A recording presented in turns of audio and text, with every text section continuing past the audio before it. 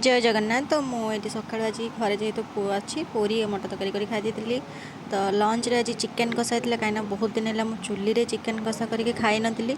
तो मु घर को आस बाबा को कहीदी कि मो 2 किलो 3 किलो चिकेन नहीं आसब।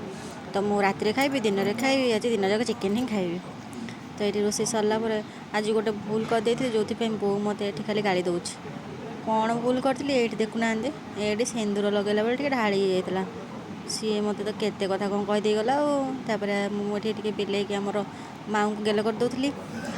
तो संध्या बेले मार्केट पलैली आउ भुवनेश्वर आसी मैंने मार्केट जीविनी यहाँ तो केवे हेनी बहुत दिन है मार्केट जाई नी। तो मार्केट जाकि दीज टे सपिंग करदे हजबैंड वाइफ टे बुलाबुली करदेलु।